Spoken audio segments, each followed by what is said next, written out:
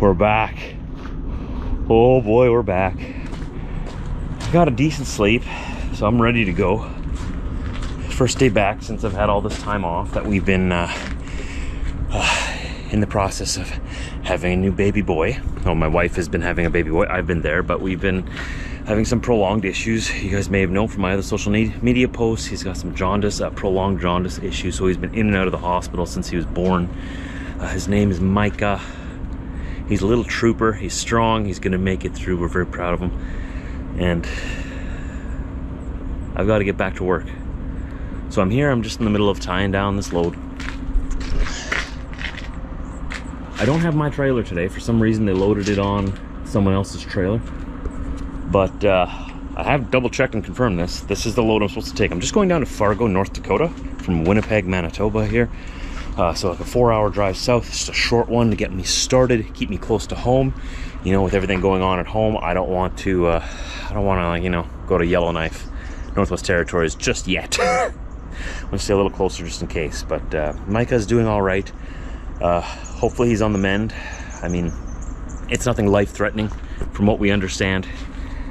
It's just been a lot of extra stress and anxiety in our lives as, you know, lots of blood tests, trying to figure out what's going on, why his bilirubin levels aren't coming down. But we can talk about that a little bit later, because of course I'm back at work, so I'm in a rush. We need to get going. We'll talk soon.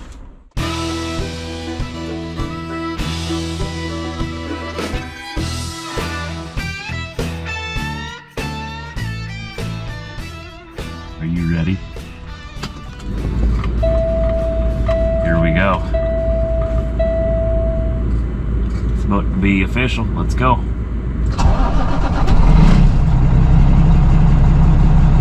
There you are, Blue. I was doing very important things. I couldn't be with you for a long time, but I'm back. All right? I hope you're not too mad at me. Let's go have some fun. Let's go do some trucking.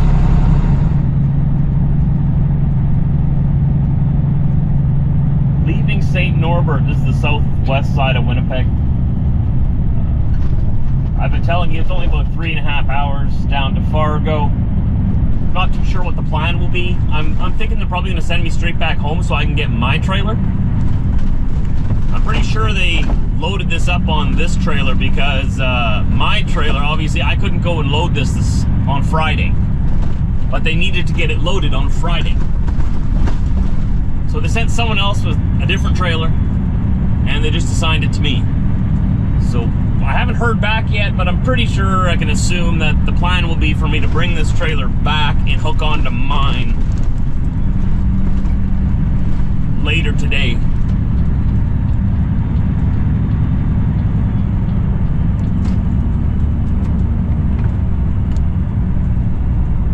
I gotta get out of this lane. This lane ends. Oh man, I moved into this lane for this guy, and now my lane ends up ahead. Shoot! Maybe he'll let me in. I doubt it. I was nice and moved over for you. Now you're gonna be nice and let me back in front of you, right, bud? Right? Is that how this is gonna work? Yep. Okay, good. Okay, alright. I take back my prior judgments.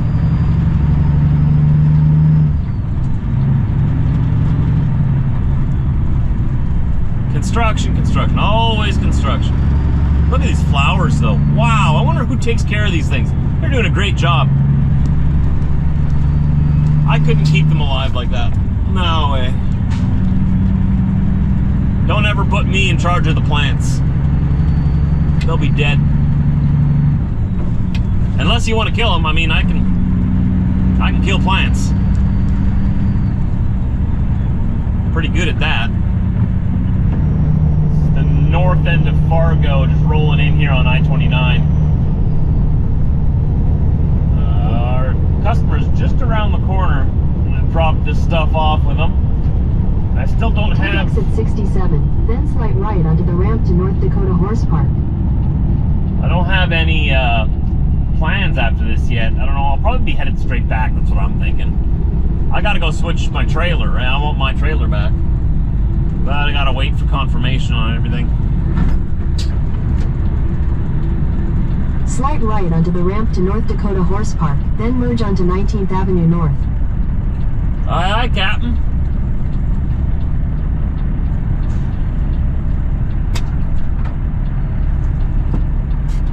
Just gotta wait for this dump truck. Buddy, what are you waiting for? Oh, there's a van coming. That's what he's waiting for. I believe this is us here on the right. Take the next right onto 41st Street North. That's right.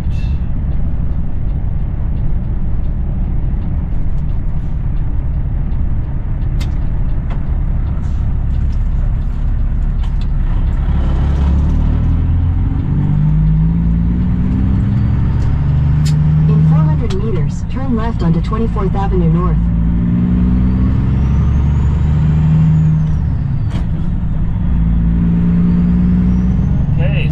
Looks like I found it. It'll be this big building that they're putting up here.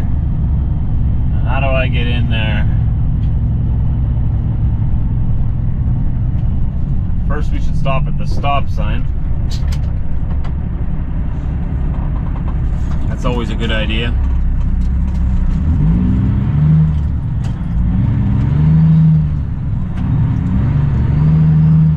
Okay, there's all these materials all over here. How do I get into this work site?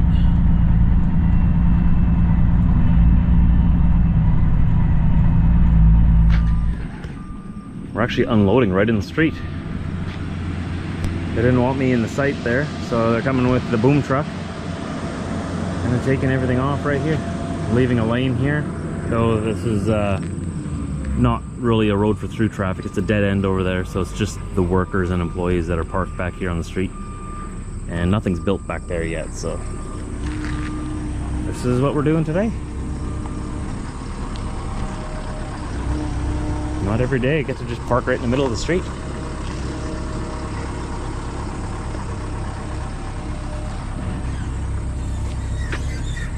It is hot. Hot out here right now though.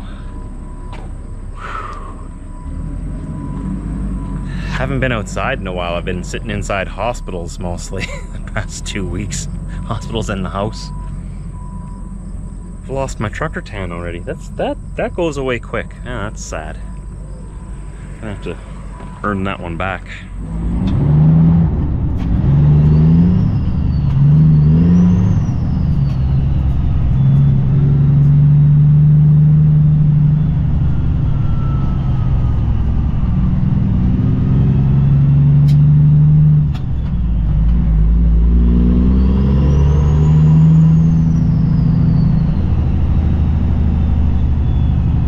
Destination in 100 meters on the left side. Just ran across town to get fuel. You have arrived at your destination on the left side. Love's travel stop number 353. So it has been confirmed I'm running back empty. And I'm going to switch back to my trailer. Drop this one off. And it looks like I'm going to Western Manitoba tomorrow. So another little short one. Keep me a little close to home. We'll see though. That's not confirmed yet, but it verbally, you know, it hasn't come through the system yet though. My first time buying fuel in 5 weeks, 4 or 5 weeks. How long has it been? It's like riding a bike. I feel like I never left. I feel like I've been out here the whole time.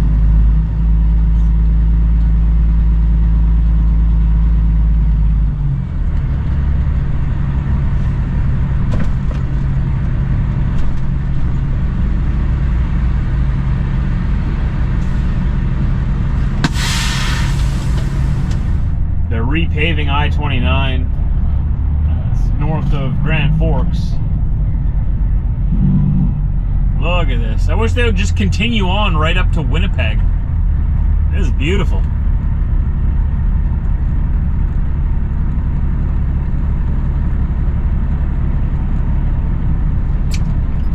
Like seriously, Manitoba, hire this same crew. Just hire the same crew to do 75 right up to Winnipeg.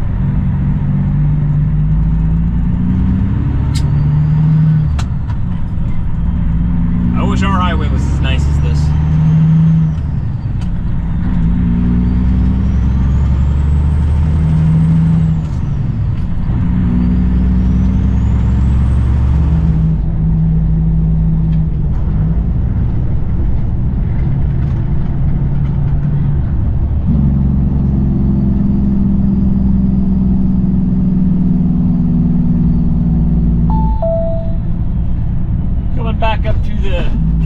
border.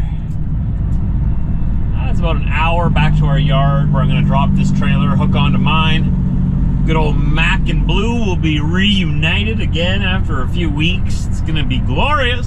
It's going to be great. It's going to be grand. Just trying to figure out when I crossed the border into the U.S. I'm thinking I crossed around 11:15, 11:30. In 1 kilometer, keep to the left on Lord Selkirk Highway, Highway 75. Yeah, about 11:20 I think I crossed. Okay, so the time is now 8 o'clock.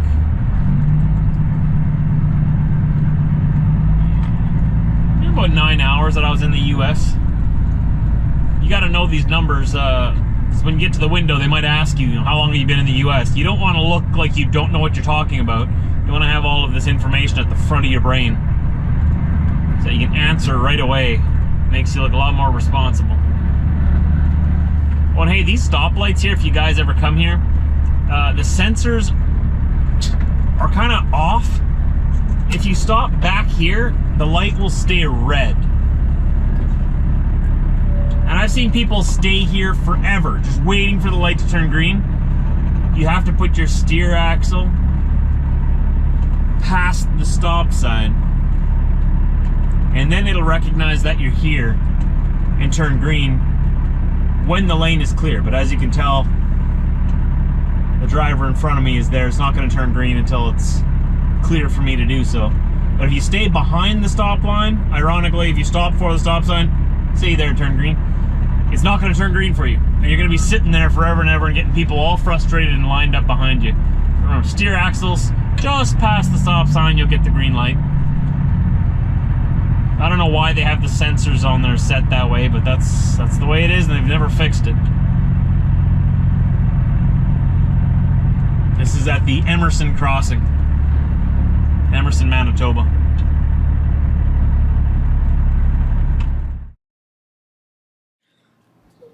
Say cheese. Cheese.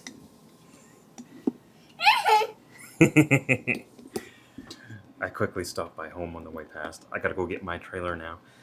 Go to Winnipeg, get ready for tomorrow, but I couldn't go right past the house without swinging in to say hi before they went to bed.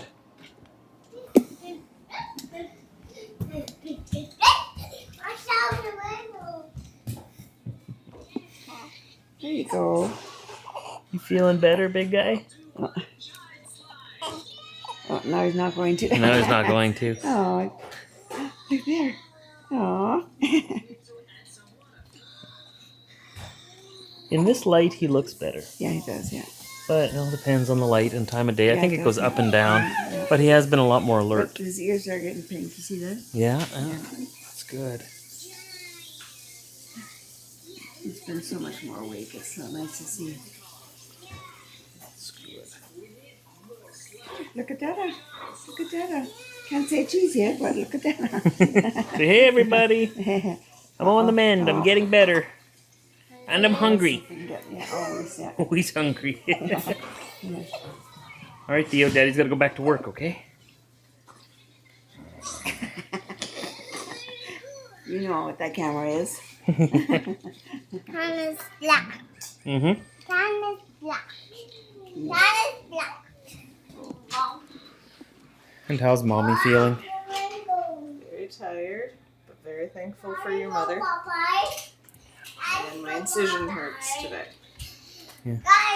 Everything else has been going all right, though, Yeah. health-wise? The bleeding's bad. I'll live. As long as it's getting better?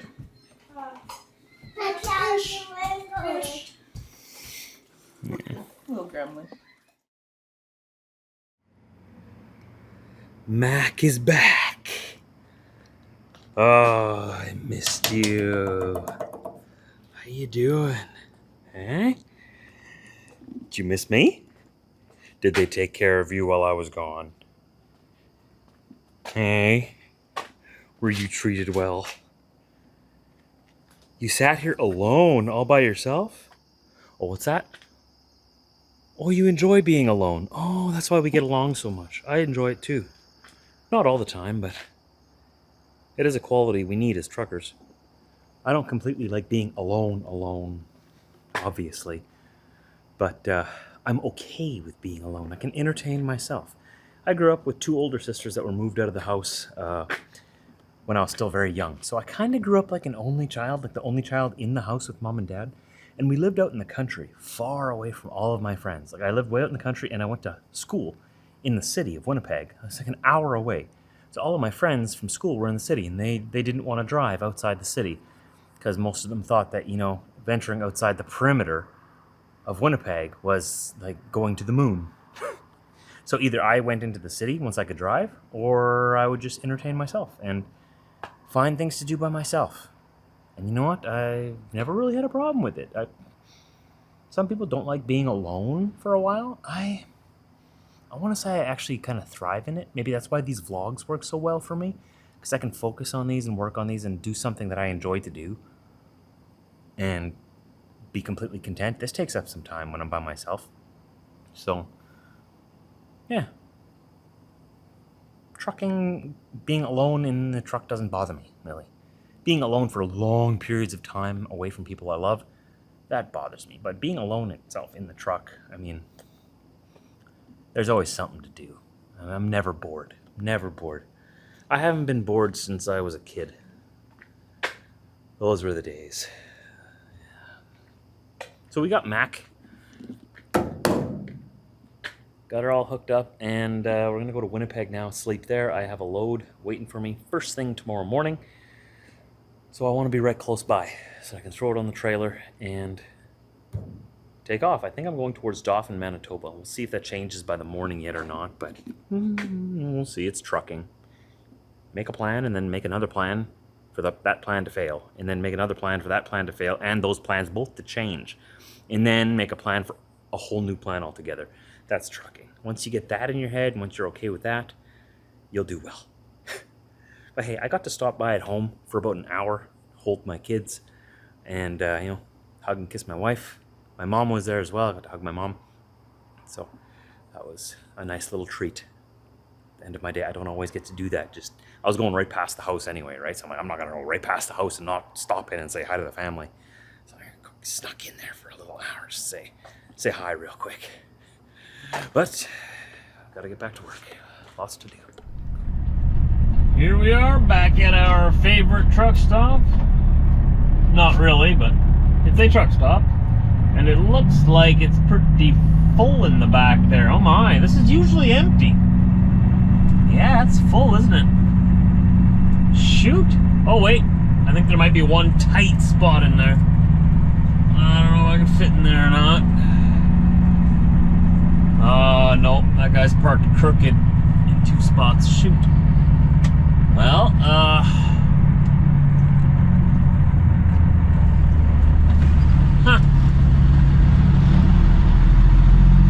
looks like, I'm out of luck. I'll have to make a spot.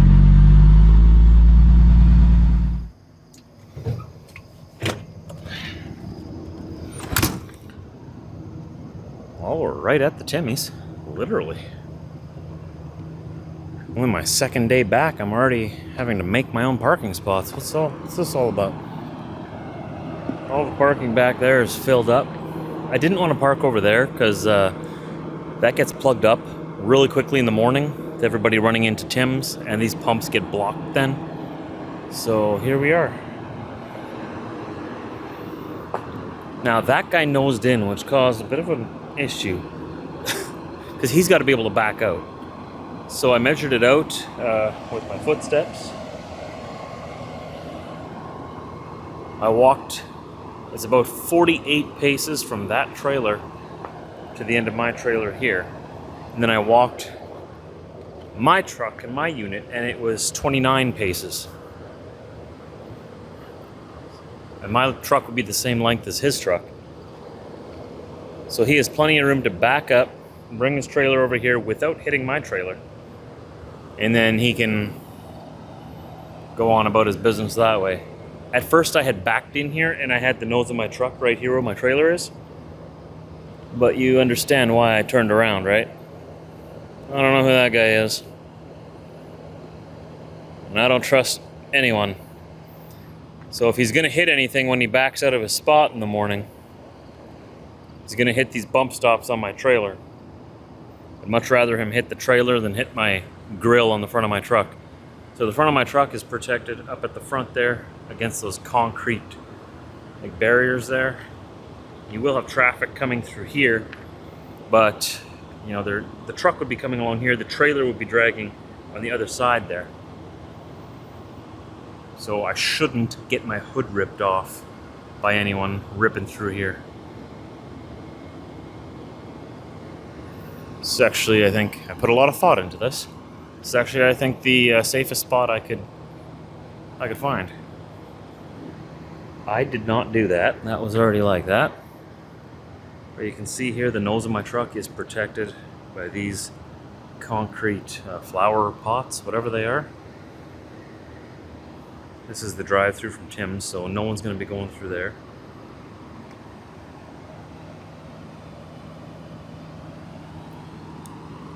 And that's where I'm going to be spending the night. I got no choice. I think it works. I feel good about it because I actually went through the effort of like walking or pacing the distance between my trailer and the guy's trailer behind me, because I know he's got to back out of his spot. So I went through the effort of making sure he'll be able to get out. So he won't need to wake me up. He'll be able to get out as long as no one parks behind me. That would be ignorant. But he'll be able to get out. And I parked in such a way here with this flower pot there and my bumper, so that I can easily, even if someone does come and park behind me, like right behind me for whatever reason, I can still get out in the morning. So the truck is protected. I have a way out in the morning. The guy behind me who nosed in is able to get out. I think I can go to bed with a clear conscience, knowing that I'm not in anybody's way and no one's going to hit me. Fingers crossed. I've done everything I can to make sure no one hits me. I don't know. Some people will surprise you. They'll figure out a way. Hopefully not tonight. Hopefully no one will hit me. So that's that. That's day 2 back from the time off. I don't know if you want to call it parental leave or whatever you want to call it. I'm so glad I was able to stop by at home today for an hour. That was a real treat. But that doesn't happen often. Lucky for me, it happened today. It is hard to leave family, especially when you got a newborn at home. I'm so glad that my mom is able to be there with Britt. She's staying the week. And, my father-in-law and Britt's stepmom as well have offered to come in and help as well. Britt's sister has been helping a lot too. She watched Theo while we were in the hospital for quite a few days. And Britt's mom is there also. But we're making it happen. It takes a village, and the village is coming together, and we'll be okay, My sisters are the same way too. They would be there to help. I didn't mention them before. My sisters would be there to help at the drop of a hat too, if we needed to. We're trying to take into account that people also have their own lives, and we can't just ask everyone to just, drop their entire life indefinitely because we need help. We're adults. We need to be able to take care of things ourselves too. But in our moment of need, when we really do need help, we don't want to take advantage of that. When we have family that's so willing to help, we want to make sure that we're only asking for help when we absolutely need it. Not to be lazy or not to be mooching or anything, but when you genuinely need help, that's when you ask for help, and it's there. It's nice to know. But, once we get through this newborn phase, once we get Micah's jaundice figured out, and once we get a routine going, once Britt gets a routine going at home, remember, she's at home alone. She's going to be home alone with a newborn and a toddler. Let me tell you, that's not easy stuff. The women and the mothers out there who are at home with their children all day while we are on the road, like the trucker wives out there, they know. And, I've experienced it firsthand now, too. It's a lot. You think it's easy. Oh, you just stay at home mom. Oh, it must be easy. It's not. You know, because it can be chaos, a beautiful chaos. When one starts screaming, guaranteed the other one's going to start screaming. And they're both going to go running off in opposite directions. One's going to pull his diaper off and start throwing poop everywhere. And the other one's going to be screaming and crying. He's a newborn. He needs to be fed. And you're holding him, trying to feed him while you're chasing around the toddler who took off his diaper and smearing poop all over the place. Thankfully, Theo has not started smearing that on things. But I did have an incident when I was at home alone watching them. When Britt was in the emergency room, I had an incident where we're potty training Theo, right? He's going to be so mad that I said the story when he gets older. Sorry, bud.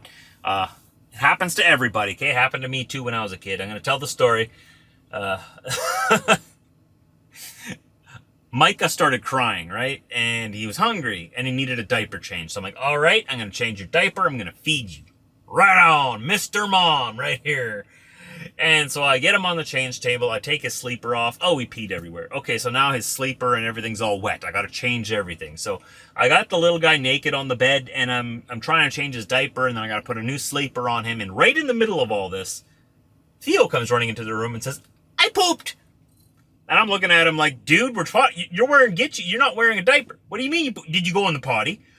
Oh, no, he didn't. No, he... Got to clean that up. So now he's running around with a full butt, not in a diaper, in like big boy Gitchies. So I have to finish with Micah, right? So I have to get him safe, get him, like I can't just put him in the crib because he's naked. So I have to get him a diaper on him, and he's kicking and screaming because he doesn't know what's going on. He's a newborn. He's just having the time of his life, screaming and making things difficult for me.